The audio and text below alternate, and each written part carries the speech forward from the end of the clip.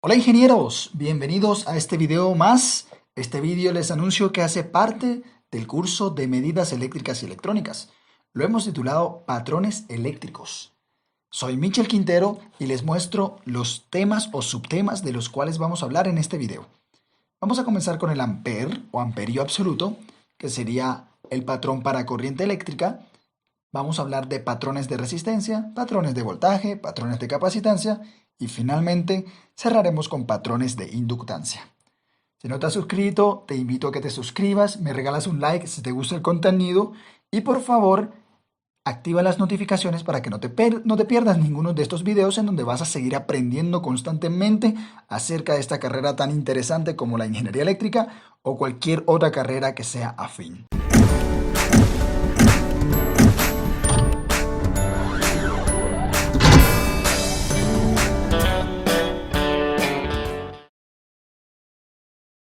Comenzamos entonces con el ampere absoluto. El Sistema Internacional de Unidades, o SI, define el ampere o el amperio, que sería la unidad fundamental de corriente eléctrica, como la corriente constante, que al mantenerse a través de dos conductores paralelos de longitud infinita y sección circular despreciable, alejados 1 metro entre ellos en el vacío, produce entre estos dos conductores una fuerza igual a 2 por 10 a la menos 7 newtons por metro de longitud. Aquí lo podemos apreciar con un gráfico para que sea un poco más sencillo de comprender. Tenemos dos conductores de longitud, se pretende que sea infinita, pero obviamente no habrá nada infinito, sino que debe ser una longitud lo suficientemente larga. 1 metro de distancia entre ellos y que circule una corriente entre ambos que permita que se genere una fuerza de 2 por 10 a la menos 7 newtons por cada metro de estos conductores. Cuando eso se obtenga, se llega a tener un amperio. Recordamos entonces que las unidades de medición del newton es metro, es kilogramo y es segundo al cuadrado. Y en el video anterior hablábamos de los patrones para metro, para masa y también para el tiempo y la frecuencia. Así que con esto en mente, nosotros podemos obtener así el valor del ampere absoluto. Las mediciones previas al ampere absoluto se hicieron con una balanza de corriente que mide la fuerza, vamos a decir, mide la fuerza de manera entre comillas, entre dos conductores paralelos. Luego les voy a mostrar una imagen de lo que sería una balanza de corriente. Esas mediciones fueron bastante rudimentarias y se necesitaba contar con un patrón más reproducible y práctico para los laboratorios nacionales. Es que si pensamos, eso que acabamos de ver anteriormente no es tan sencillo de reproducir porque se requiere una distancia estandarizada de los conductores en donde se está mencionando conductores de longitud infinita. Por acuerdo internacional, el valor del ampere internacional se basó en un depósito electrolítico de plata de una solución de nitrato de plata. El ampere internacional se definió como la corriente que deposita plata metálica a razón de 1.118 miligramos por segundo a partir de una solución patrón de nitrato de plata. Todo lo estaban basando en la plata, pero esto también trajo problemas. ¿En dónde? En los laboratorios nacionales, porque no se lograba con esa exactitud necesaria la medida que se estaba depositando de la plata. Y es que todos estos experimentos o todos estos procedimientos para obtener el ampere absoluto, tanto el que presentamos anteriormente con la balanza de corriente, como por la distancia que se ocasionaba, como por la solución de nitrato que se estaba ocasionando en este caso, tendríamos el inconveniente de que siempre estábamos dependiendo de una variable exterior que podría llegar a no ser controlable. Así que, pues, el ampere absoluto reemplazó al ampere internacional y esto ocurrió en el año 1948. La determinación se hizo mediante una balanza de corriente, la cual pesa o mide, como les mencionaba anteriormente, entre comillas, está pesando la fuerza ejercida entre dos bobinas que conducen una corriente. Aquí tenemos lo que es la balanza de corriente. Tenemos dos bobinas que al ser energizadas crean un campo que van a mover alguno de estos imanes de abajo y eso lo va a pesar la balanza. Ahí se podría obtener de esa forma un tipo de fuerza. El mejoramiento en las técnicas de medición fueron progresando con el tiempo. Miren que ya estamos hablando de 1948, que ya fue casi mediados, por no decir mediados, por tan solo 2 años, del siglo XX. Ya eso fue, a nivel científico, eso fue a la vuelta de la esquina. Y este mejoramiento de los campos de fuerza da un valor para el amper muy superior a las mediciones iniciales. Vamos a verlo. La relación entre la fuerza y la corriente que produce esta fuerza se puede calcular a partir de los conceptos de la teoría electromagnética fundamental y se reduce a un simple cálculo que abarca las dimensiones geométricas de las bobinas. Aún no he subido el curso de teoría electromagnética, lo pienso hacer con el tiempo. Vamos a ir desarrollando otros cursos, pero por el momento te invito a que te suscribas a este canal y que por acá en la parte derecha superior vas a encontrar la tarjeta del curso de medidas eléctricas y otros 4 cursos más que tengo vigentes en mi canal de YouTube. O si no, al final y también en la descripción del video vas a encontrarte con un link que te permitirá comenzar el curso de medidas eléctricas desde cero. Así que te invito a que lo hagas. El ampere absoluto es actualmente la unidad fundamental de corriente eléctrica en el sistema internacional y se acepta internacionalmente. Bueno, entonces aquí podemos concluir que el ampere absoluto reemplazó totalmente al ampere internacional, debido a que el internacional tenía formas de ser obtenido muy rudimentarias que no podían ser reproducibles en los laboratorios nacionales, como en la NBS o en el caso colombiano, el Laboratorio de Metrología Nacional Colombiano. Vamos a ver los instrumentos para medir el ampere.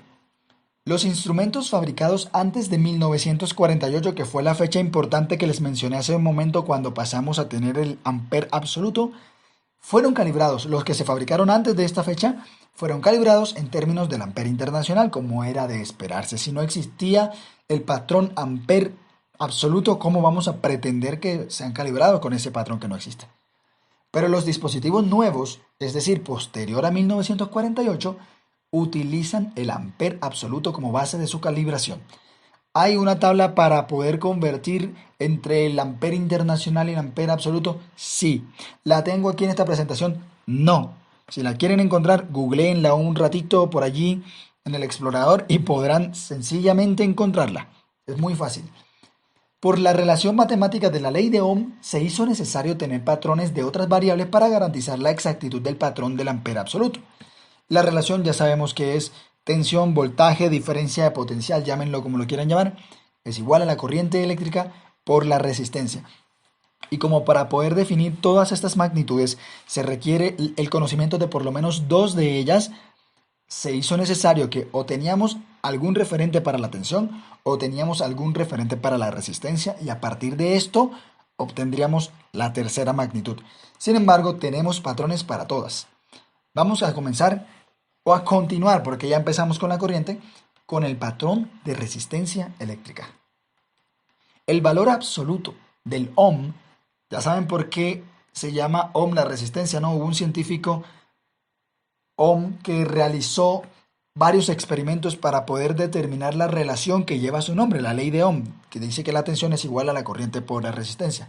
En conmemoración a él, y también descubrió el tema de la resistividad de los materiales. Obtuvo una formulación matemática para poder calcular la resistencia de un material.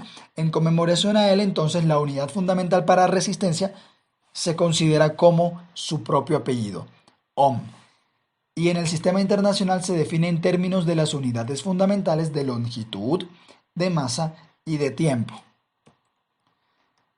La resistencia patrón es una bobina de alambre de alguna aleación como la manganina, que tiene un color similar al cobre, y más adelante les muestro una foto. Pueden pensar sencillamente en un hilo conductor de cobre o una bobina de cobre. La manganina y el cobre, si los vemos a simple vista, no hay variación alguna. Sin embargo, en su composición química tienen unas cuantas variaciones con los porcentajes de elementos que tienen internamente. Y esta bobina, este tipo de alambre, tiene una elevada resistividad eléctrica y un bajo coeficiente de temperatura y resistencia. Con esto podemos definir que son diferentes en su composición química porque el cobre tiene una baja resistividad eléctrica, mientras que la manganina es totalmente lo opuesto. casi una relación constante tiene esta manganina entre temperatura y resistencia. Lo que quiere decir que a variaciones de temperatura casi no se vería reflejado en su resistividad. La bobina resistiva se coloca en un depósito de doble pared para prevenir cambios de resistencia debido a las condiciones atmosféricas. Aquí lo vemos sellado, así sería lo que es un patrón de resistencia eléctrica con sus 4 bornes por acá de cobre. E internamente tienen el alambre de manganina. Aquí lo tenemos internamente. Tenemos inicialmente una soldadura de plata, que la tendremos en estas dos partes. Tenemos bornes de cobre en varios, aquí pues solamente vemos dos, pero como apreciamos son 4 para este caso. Tenemos un terminal de cobre, tenemos una tapa de caucho endurecido como aislante, tenemos un alambre de la resistencia y tenemos el depósito en el cual se encuentra. Si notamos, tiene doble pared, una pared por acá, otra pared por acá, que lo separan directamente de la otra parte del conductor. Esto para poder aislarlo y tener mejores condiciones atmosféricas en cuanto a temperatura y a presión. Los patrones secundarios y de trabajo, del que hablamos fue el primario, el que les acabé de mostrar. Entonces, hablando ya de los patrones secundarios o de trabajo o de transferencia, que ya a estas alturas deben saber lo que son patrones secundarios de trabajo y patrones primarios, y si no, les invito a ver el curso completo o muy probablemente, no estoy seguro si era el video 10 o el video 9, lo pueden revisar en el curso por favor y pueden tener claro qué significa todo esto de patrones primarios, secundarios y de trabajo. Y que también se pueden denominar como de transferencia. Esos patrones se encuentran disponibles para algunos fabricantes de instrumentos en una amplia escala de valores y por lo general en múltiplos de 10 ohms, lo que quiere decir que tendríamos 10, 20, 100, 1 kiloohmio, etcétera, etcétera. Y la aleación para estos patrones de trabajo de transferencia son o de manganina o de evanom. Me parece algo ilógico, tiene Evan como si fuera un nombre de otro científico y Ohm, el nombre de nuestro científico que descubrió lo que lleva su nombre, la ley de Ohm y el principio de resistividad de los materiales. Aquí tenemos la manganina, perdón que se me subió un poco y estoy pues eliminando este texto, me disculpan allí. Tenemos la manganina que tiene un color similar al cobre y tenemos el evanón que tiene un color similar a la plata. La resistencia de transferencia se verifica con las características de estabilidad y temperatura y su régimen de potencia a una temperatura de operación especificada y usualmente es de 25 grados centígrados.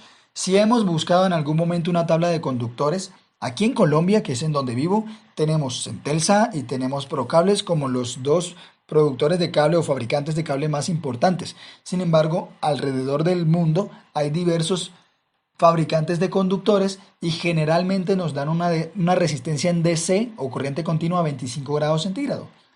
O también nos dan una resistencia en AC. Pero generalmente los 25 grados centígrados es la temperatura estándar que se considera para poder hacer esta medición de estabilidad y régimen de potencia del conductor o de la resistencia del mismo. En el informe de calibración que acompaña a la resistencia cuando se está calibrando, valga la redundancia, se especifica su trazabilidad de acuerdo con los patrones nacionales e incluye los coeficientes de temperaturas que son muy importantes como lo son el alfa y el beta. Ya vamos a ver para qué sirven. Y el valor exacto a cualquier temperatura se calcula utilizando estos coeficientes de temperatura, ya que la resistencia total, RT es la resistencia total, será igual a la resistencia dada a 25 grados centígrados más el coeficiente de temperatura alfa multiplicado la temperatura en la que estamos midiendo menos 25 que corresponde a la temperatura de estandarización más el coeficiente de temperatura beta que multiplica al cuadrado de esta resta T menos 25. Vamos a hablar un poquito de qué rangos de valores deben tener alfa y beta para poder así tener como una luz para saber cómo se debe calcular la resistencia total. Bueno, el coeficiente de temperatura alfa es usualmente menor que 10 por 10 a la menos 6, lo que sería 10 micros. Es adimensional debido a que solamente se corresponde con un coeficiente, pero no tiene unidades. Y el coeficiente de temperatura beta está entre menos 3 por 10 a la menos 7 y menos 6 por 10 a la menos 7, lo que serían menos 0.3 y menos 0.6 micras. También es un coeficiente adimensional, así que no tiene unidades. Estos valores se traducen en que un cambio en la temperatura de 10 grados con respecto al valor especificado de 25 grados, que es el estándar, puede causar un cambio en la resistencia de 30 a 60 partes por millón del valor nominal. Estaríamos hablando de 30 por 10 a la menos 6 a 60 por 10 a la menos 6. Eso es lo que significaría en este caso partes por millón. Las resistencias de transferencia encuentran aplicaciones en laboratorios industriales de investigación, de calibración y de patrones. Recordamos que las resistencias de transferencia corresponden con los patrones de trabajo. ¿Y por qué hablamos de que en laboratorios industriales de investigación, calibración y de patrones? Porque en los industriales es en donde se producen, se fabrican las resistencias, de investigación porque es en donde se desarrolla la ciencia, y de calibración pues creo que no es necesario ni mencionarlos, y patrones tampoco. O sea, esto juega un papel importante en todo lo que es la ciencia de la metrología. Y en aplicaciones típicas, la resistencia de transferencia, que sería la de trabajo, sirve para determinar otras resistencias o para la construcción de divisores de décadas ultralineales que pueden ser usados para la calibración de conjuntos de relaciones universales, cajas de voltaje y divisores Kelvin-Barley.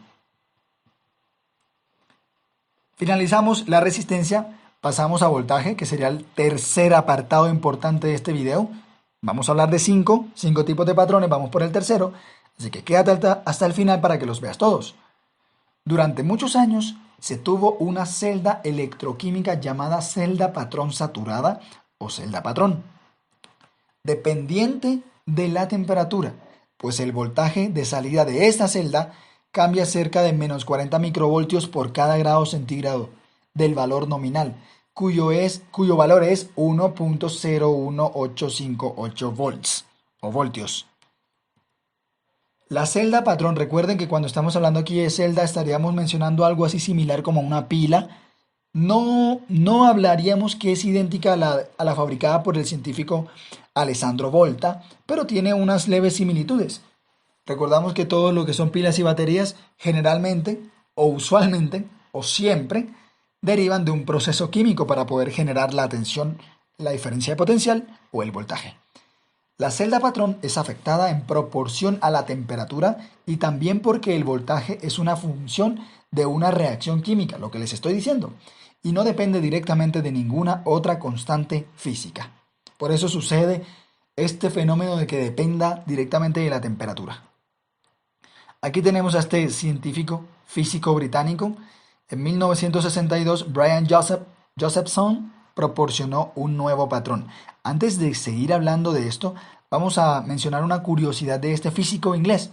Este físico inglés comenzó a defender en esta época e incluso durante las décadas siguientes, comenzó a defender que la ciencia y la metafísica podrían estar ligadas. Y de hecho, la defendió tan arduamente que cuando se lo trataba de una forma despectiva, no estaba de acuerdo con sus compañeros o coinvestigadores.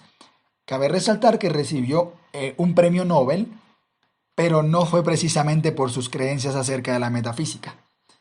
Así que esto lo animó, creo que fue por un viaje que tuvo a la India o algo similar.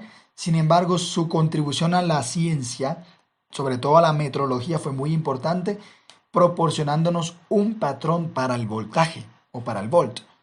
Una unión de una película delgada se enfría cerca del cero absoluto y se irradia con microondas. Aquí estamos viendo algo importante. ¿Recuerdan en el video anterior que hablábamos de la frecuencia y del tiempo a través de relojes atómicos?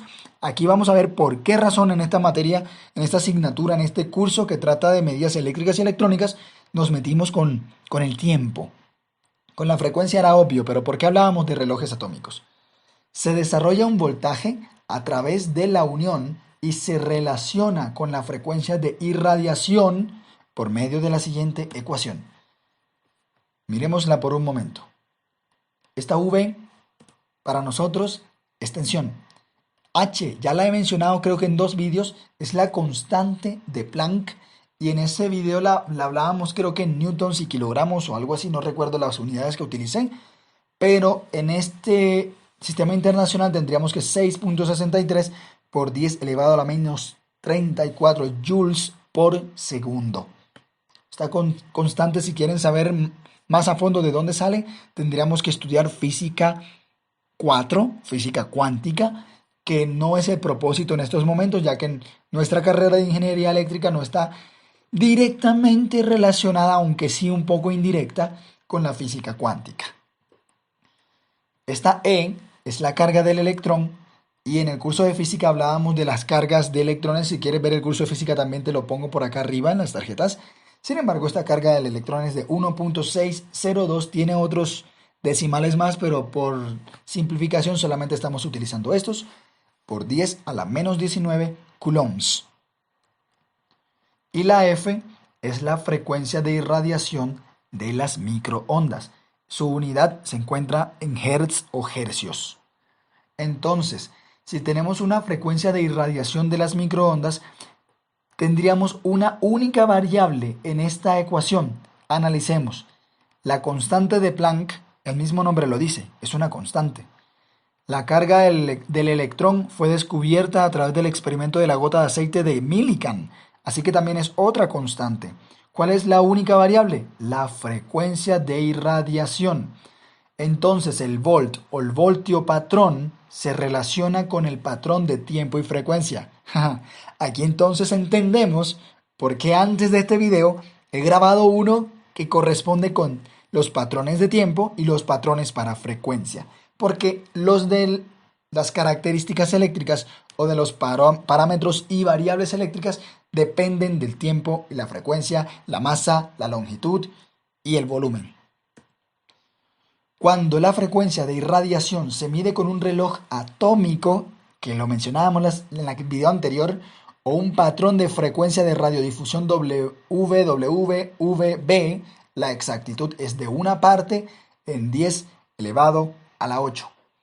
Estamos hablando como de 100 nanos, sí, aproximadamente estamos hablando de 100 nanovoltios, lo que es mucho más exacto que un microvoltio del que hablábamos con la celda saturada inicial que les presenté cuando comenzamos a hablar aquí de los patrones de tensión y de voltaje. El mejor método para transferir el volt del patrón basado en la unión de Josephson, nuestro científico un poco paranormal, esa transfusión hacia patrones secundarios, porque el otro es un patrón primario, para lograr así la calibración, es la celda patrón, así se la llama, no celda saturada, sino celda patrón, mejor conocida como celda Weston normal o celda Weston saturada. Aquí tenemos un diagrama. La celda Weston tiene un electrodo positivo de mercurio y un electrodo negativo de amalgama de cadmio que tiene un 10% de cadmio en esta disposición tipo H. El electrolito es una solución de cadmio, quiere decir el líquido que tenemos por acá es una solución de cadmio y estos componentes se colocan en forma de H. Existe la celda saturada y la no saturada. La no saturada tiene un coeficiente de temperatura despreciable. La saturada tiene una valoración de menos 40 microvoltios por cada incremento de 1 grado centígrado, pero es más reproducible, así que tener una saturada es más viable en los laboratorios nacionales. Los laboratorios de patrones nacionales como la National Bureau of Standards de Estados Unidos o la NBS, tienen un número de celdas saturadas como patrón primario para el voltaje. Las celdas se conservan en un baño de aceite para mantener su temperatura dentro de 0,01 grados centígrados. El voltaje de la celda de Weston saturada a 20 grados centígrados es 1,01858 volts absolutos y su fuerza electromotriz a otras temperaturas se calcula con, digo fuerza electromotriz porque son las siglas las siglas son FEM, pero su significado es fuerza electromotriz. Y a otras temperaturas los podemos calcular con esta ecuación que encontramos aquí, en donde tenemos la tensión total será igual a la tensión a 20 grados centígrados, que es esta, según la saturada es esta de aquí, menos este coeficiente que multiplica a la temperatura menos 20, menos este otro coeficiente que multiplica al cuadrado de la resta de la temperatura en la que estamos menos 20, más este último coeficiente que multiplica al cubo de la diferencia de la temperatura menos 20. Las celdas Weston saturadas permanecen satisfactoriamente como patrones durante unos 10 o 20 años.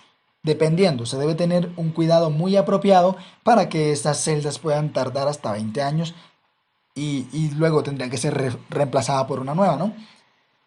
Por año, su voltaje puede disminuir aproximadamente en 1 microvoltio de precisión. Los patrones secundarios y de trabajo más portátiles se encuentran en las celdas Weston sin saturar. Deben tener un control de temperatura exacto y el voltaje de estas varía entre 1.0180 y 1.02 volts y varía en menos del 0.01% siempre y cuando la temperatura ambiente exterior vaya de 10 grados a 40 grados centígrados. Tiene un regulador de temperatura interno esta celda. El voltaje viene especificado en la caja, obviamente, y la resistencia interna está entre 500 y 800 amperios. Esto se hace con el propósito de que la corriente que se obtiene de ella no sobrepase los 100 microamperios para que no nos modifique este valor de tensión que tenemos por acá. Recuerden, la relación de la ley de Ohm haría toda esta modificación. Los patrones de trabajo de laboratorios más versátiles se han desarrollado con exactitudes comparables a las de las celdas patrón. Suele llamarse patrón de transferencia. Aquí tenemos una, creo que esta es marca Fluke, si no estoy mal. La temperatura controlada se mantiene dentro de más o menos 0.03 grados centígrados dentro de ella, pero por fuera tenemos un rango de temperatura ambiente, pueden variarse entre 0 y 50 grados centígrados, proporcionando una estabilidad de salida de 10 partes por millón por mes, lo que quiere decir que por cada mes que pase podríamos nosotros tener una variación de la exactitud de unas 10 microvoltios. Tiene 4 salidas. La primera salida es una fuente de 0 a 1000 microvoltios y esto es reproducible casi que en todas las marcas, tienen 4 salidas. Esta salida también se llama delta y tiene una resolución de 1 microvolt, lo que quiere decir que puede moverse de microvoltio en microvoltio. La segunda salida nos da una referencia de 1 voltio, 1.000 voltios, es un voltio total. Y funciona o se utiliza, mejor dicho, para mediciones potenciométricas o mediciones en las cuales nosotros vamos a utilizar una calibración con cualquier otro voltímetro.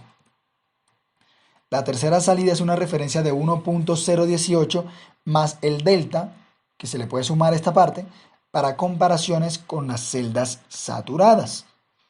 Y la cuarta salida es de 1.0190 más el delta de la primera, para comparaciones con celdas no saturadas. Cuarto patrón, los patrones de capacitancia. Estos son un poco más cortos. Ya estamos finalizando el vídeo. Debido a que se tienen patrones con alta exactitud de resistencia, voltaje y frecuencia, muchas unidades eléctricas y magnéticas se pueden expresar en términos de estos patrones.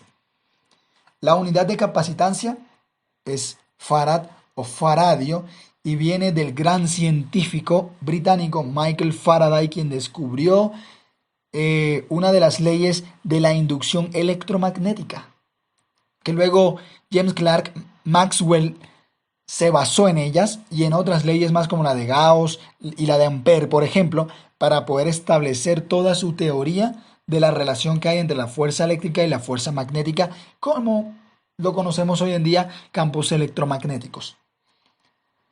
Esta unidad de capacitancia puede medirse con un puente conmutable de corriente continua o corriente directa de Maxwell, así se llama, en conmemoración a este físico, también británico, donde la capacitancia se calcula a partir de las ramas resistivas del puente y la frecuencia de conmutación de C. Aquí tenemos lo que es ese puente, tenemos 3 resistencias fijas, un potenciómetro, y tenemos aquí un capacitor, una capacitancia para nosotros poder medir con la conmutación que se le realiza a esta fuente el nivel de capacitancia que tendríamos aquí. Como la resistencia y la frecuencia se pueden medir con bastante exactitud, la capacitancia puede obtenerse con un valor de exactitud elevado.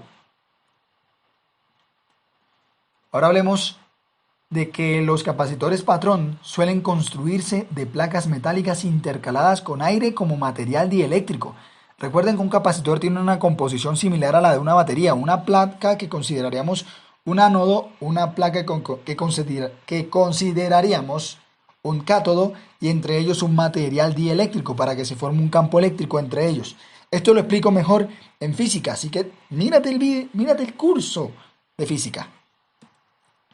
El área de las placas y la separación entre ellas debe conocerse con exactitud y para conocer un área y una separación, ¿qué patrón se requiere? Correcto, el patrón de longitud. La capacitancia puede determinarse a partir de estas dimensiones básicas. Aquí tenemos un capacitor patrón. Los patrones de trabajo de capacitancia se pueden obtener en un amplio rango de valores. Por lo general, los valores más pequeños son capacitores de aire, mientras que los más grandes utilizan materiales dieléctricos sólidos. Último patrón, los patrones de inductancia. El patrón de inductancia primaria se deriva del ohm y del farad en lugar de los inductores construidos geométricamente para la determinación del valor absoluto de ohm. Recuerden que la resistencia absoluta se calculaba o se calcula a través de unas bobinas, unos inductores construidos de manera geométrica tal que a través de las ecuaciones de la teoría electromagnética se pudiese obtener un valor preciso para el ohm. Parece ilógico, pero para el patrón de la inductancia no utilizamos ese tipo de bobinas. La NBC, que digamos que es algo así como uno de los laboratorios nacionales más importantes del mundo, la National Bureau Standard, que sería algo así como la oficina Bureau de Estandarización norteamericana, seleccionó el patrón Campbell en conmemoración a otro científico, que creo que también fue inglés, de inductancia mutua con el patrón primario, tanto para la inductancia mutua como para la autoinductancia. Estos conceptos de inductancia mutua y la autoinductancia corresponden con más de una bobina que se encuentren de alguna forma acopladas, ya sea por la distancia entre ellas, y una de ellas, al ejercer un campo electromagnético a su alrededor, va a inducir una inductancia en la segunda bobina. A eso se le conoce como inductancia mutua. Es una inductancia que están compartiendo dos inductores, dos bobinas al mismo tiempo, dos o más inductores. Y la autoinductancia es la inductancia propia de la misma bobina, no inducida por una bobina externa. Los patrones de trabajo se encuentran disponibles comercialmente en una amplia gama de valores prácticos, fijos y variables.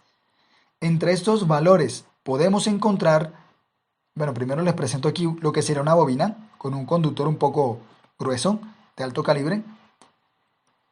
Y los valores les digo que se pueden encontrar entre 100 microhenrios hasta 10 henrios, donde henrio también es una unidad que deriva de otro científico que creo que también fue británico, apellido Henry, con una exactitud garantizada del 1% a la frecuencia de operación especificada. Mis queridos amigos, este video tan largo espero que les haya gustado. Hablamos de los patrones eléctricos. Todo esto es fundamental para meternos en este hermoso mundo de la ciencia de la metrología. Suscríbete a mi canal, nos vemos en el próximo video en donde vamos a hablar de patrones, ¿será que te lo digo? Patrones de la IEEE y patrones también de la intensidad luminosa. Vamos a hablar de la candela, así que no te lo pierdas, nos vemos en el próximo video. Hasta pronto, ingenieros.